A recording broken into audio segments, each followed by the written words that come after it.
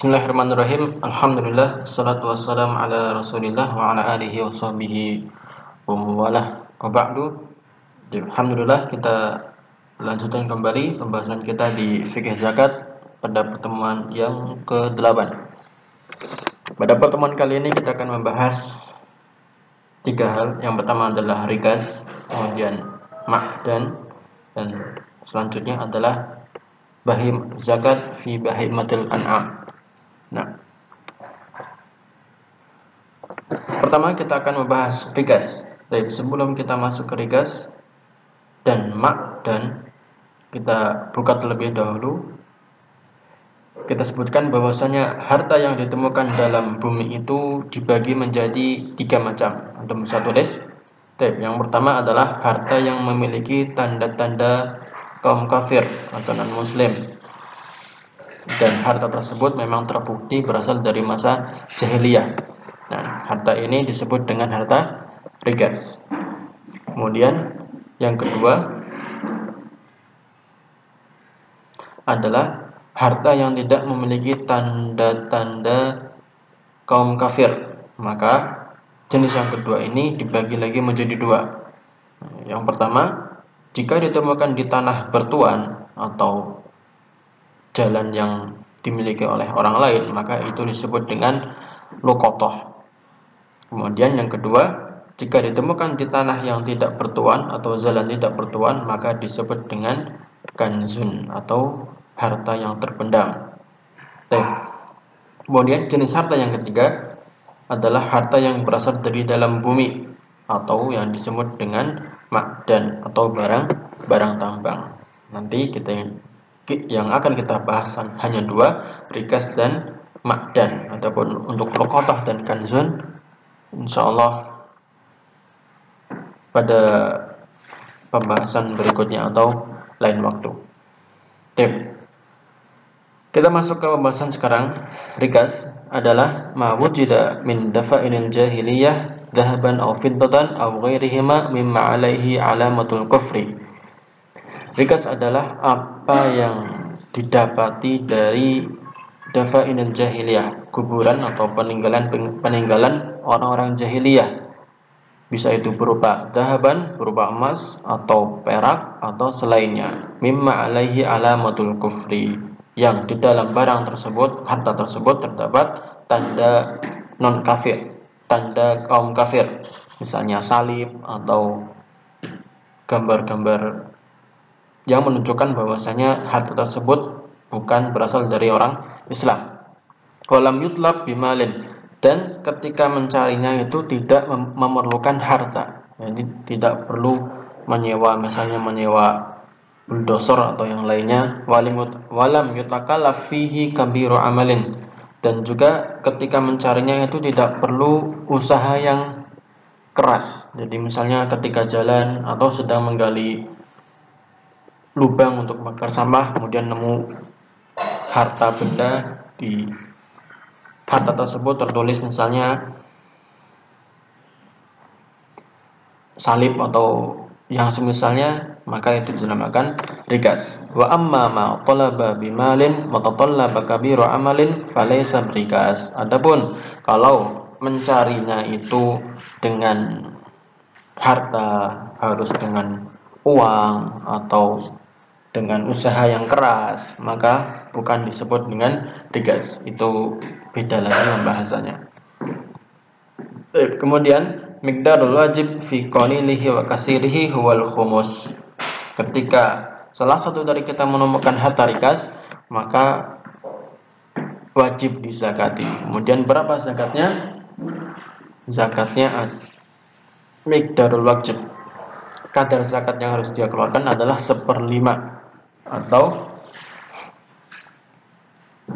20% fi qalilihi wa kasirihi, baik itu hartanya sedikit maupun banyak, sama saja diambil 20%. Wala yustaratu lahu al-haul wala nisab wala min malin muayyan, dan tidak disyaratkan bagi harta tersebut haul, tidak perlu lewat 1 tahun, dan juga wali nisab, tidak ada nisab pada harta rikas.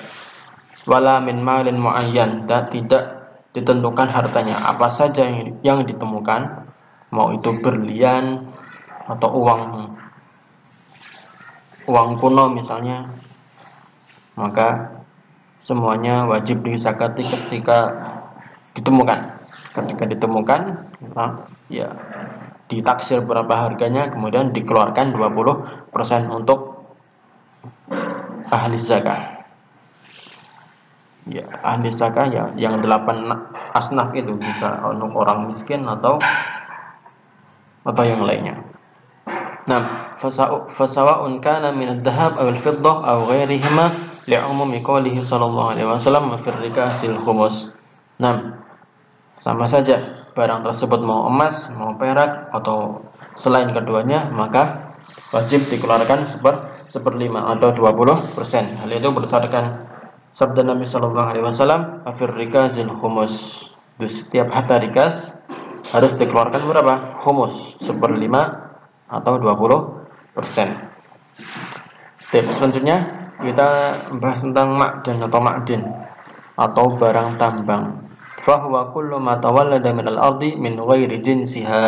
Nah, ma'din atau ma'dan adalah setiap apa saja barangnya, harta yang keluar dari bumi, min ghairi jinsiha, yang bukan termasuk dari unsur bumi, yang bukan termasuk dari jenis tanah, jadi berbeda dengan tanah sekitarnya. Jadi ketika antum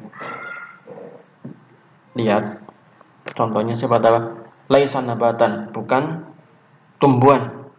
Sawaun akana jarian, sama saja dia berbentuk cair jarian seperti ikan nifti, minyak tanah, walqor, aspal, amjamidan, atau dia berbentuk padat, kal hadid, seperti besi, wan nuhas, tembaga, wad dhahab, emas, dan juga perak atau yang lainnya. Jadi ma'dan intinya adalah barang tambang yang bukan tapi bukan tumbuhan ya. Barang tambang, namanya barang tambang ya seperti tadi, aspal, emas juga termasuk hasil tambang atau barang tambang. Kemudian berapa miqdarul wajib yang harus dikeluarkan?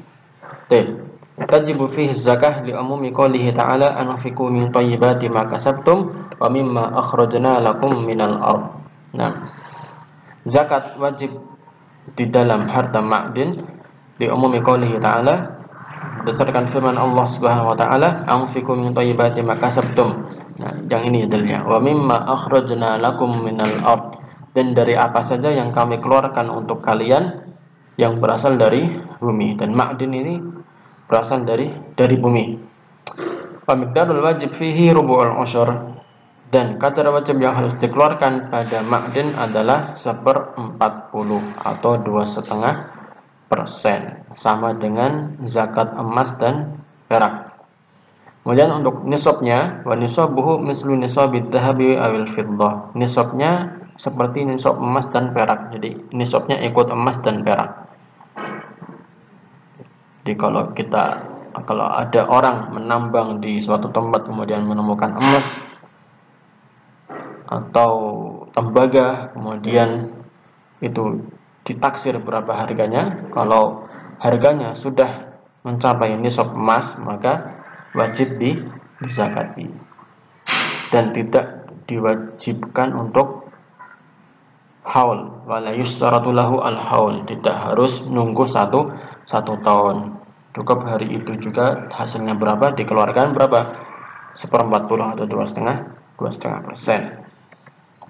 Nah, sekarang kita pindah ke hewan ternak.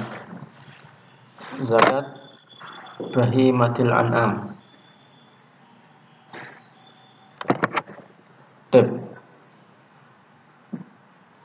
Zakat bahimatul an'am atau hewan ternak dibagi menjadi 4 macam. Antum tulis dulu. Hewan ternak dapat dibagi menjadi 4 macam. Yang pertama adalah hewan ternak yang diniatkan untuk diperdagangkan. Maka hewan seperti ini dikenai zakat barang dagangan, bukan zakat bahimatil an'am. Tapi apa? Dikenai zakat barang dagangan. Nah, kemudian jenis yang kedua, hewan ternak yang diambil susu atau digembalakan di padang rumput atau biasa disebut dengan saimah. Nah, maka hewan seperti ini dikenai zakat hewan ternak jika telah mencapai nisab dan telah memenuhi syarat yang lain. Nah, jadi yang pertama adalah hewan ternak yang diingatkan untuk diperdagangkan. Kemudian yang kedua, hewan ternak yang diambil susunya atau digembalakan di padang rumput. Hewan seperti ini dikenai zakat hewan ternak. Kemudian yang ketiga, hewan ternak yang diberi makan untuk diambil susunya tapi tidak digembalakan. Jadi dikandangkan, di kandang. Jadi rumputnya diambilkan oleh pemiliknya. Jadi enggak digembalakan. Nah, seperti ini maka tidak termasuk hewan yang dizakati. Tapi kalau hewan tersebut diniatkan untuk diperdagangkan, maka zakatnya dikeluarkan untuk zakat barang dagangan, bukan zakat bahimatil an'am, karena beda zakat bahimatil an'am dan zakat barang dagangan. Kemudian yang keempat, hewan ternak yang dipekerjakan, misalnya untuk membajak sawah atau untuk membawa barang, maka zakat yang diambil dari hewan seperti ini adalah dari hasil upah jerih payah hewan tersebut. Misalnya dia sudah mengangkut barang, dapat upah segini, maka upahnya dikumpulkan selama 1 tahun. Kalau sudah mencapai nisab, maka dikeluarkan zakatnya. Zakatnya ikut zakat emas dan perak. Itu tadi 4 macam hewan ternak untuk menulis, karena Ustaz enggak menulisnya di video. Jadi untuk menulis secara manual sambil mendengarkan apa yang Ustaz bicarakan.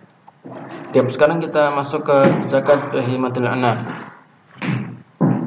Bahimatul an'am dia al-ibil wal baqar wal ghanam.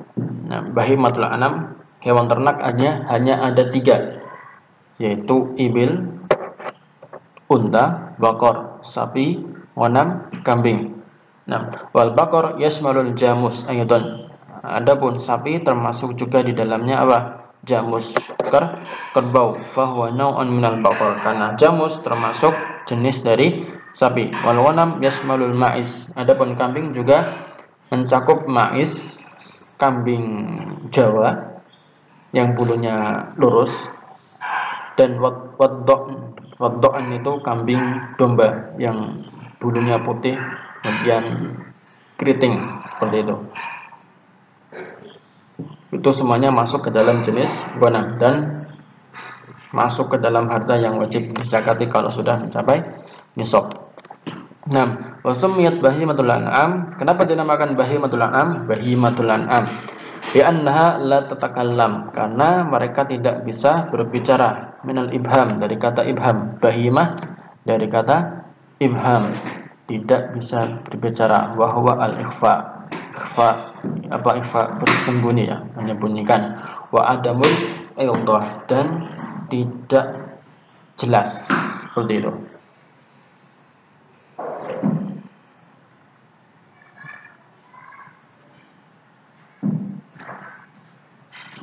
Kemudian kita pindah ke syarat-syarat wajib zakat dalam zakat bahimatul an'am. Yang pertama, antablughul an'am an-nisab. Hewan-hewan tersebut telah mencapai nisab. Nisabnya berapa? Untuk unta adalah 5. Untuk sapi adalah 30 ekor. Untuk kambing adalah 40 ekor. Jadi kalau sudah unta punya 5 atau lebih, maka wajib dizakati.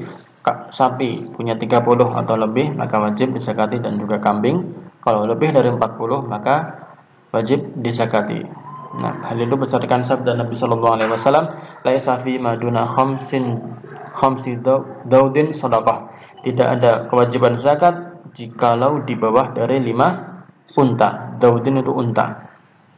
Nah, kemudian sabda beliau yang lain, fa idza kanat sa'imatur rajul naqisah min arba'ina syah falaysa fiha shadaqah.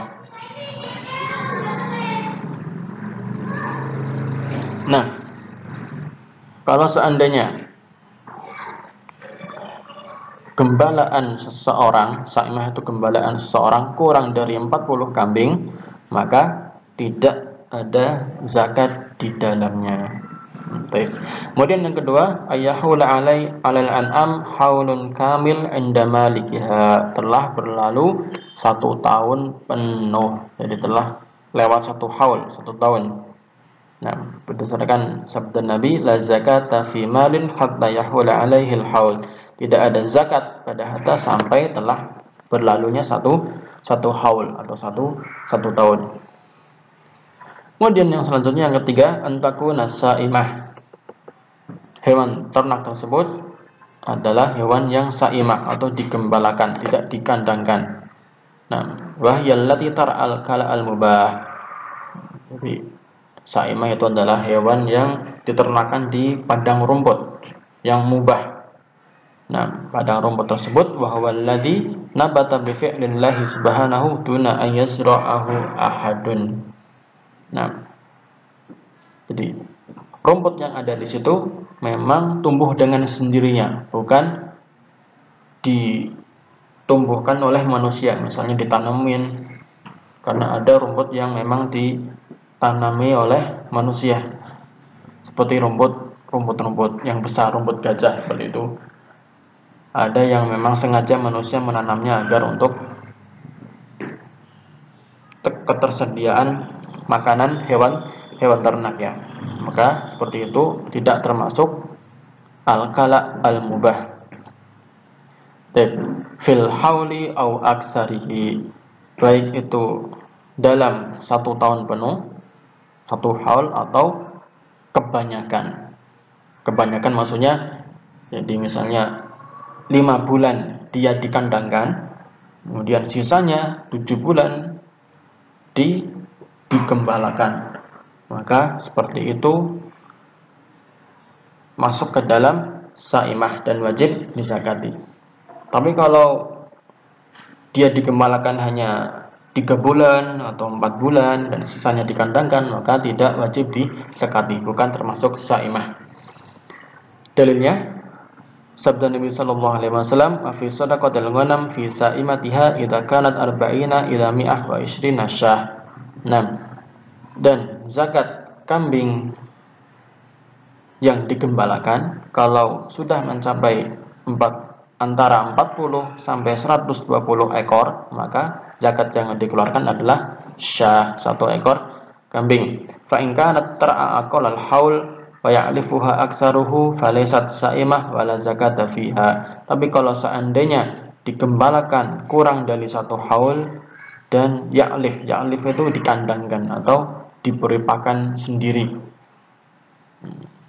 Nah, jadi misalnya dalam 1 tahun itu kebanyakan dia dikandang, hewan tersebut dikandang, bukan digembalakan di padang rumput, maka falaysat sa'imah, bukan disebut sa'imah wala zakat fiha, dan tidak ada zakat di dalam hewan ternak tersebut. Kemudian yang keempat, syarat yang keempat adalah alla takuna amilah, hewan tersebut bukan termasuk hewan yang dipekerjakan, amilah.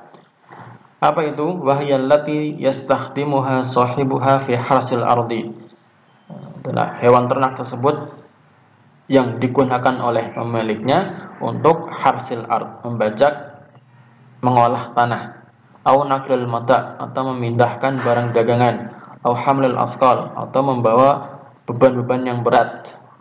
Nah, kenapa hewan yang dipekerjakan tidak masuk harta yang wajib dizakati? Li'annaha tadkhulu fi hajatil insan al-asliyah kasiyab, karena hewan tersebut masuk ke dalam kebutuhan manusia yang asliyah, primer, seperti baju. Adapun amma idza uiddat lil qara, kalau seandainya hewan tersebut disiapkan untuk disewakan, misalnya qara, sewakan, fa inna zakat takunu fi ma yahsulu min ujratiha, maka zakat diambil dari upah selama dia disewakan.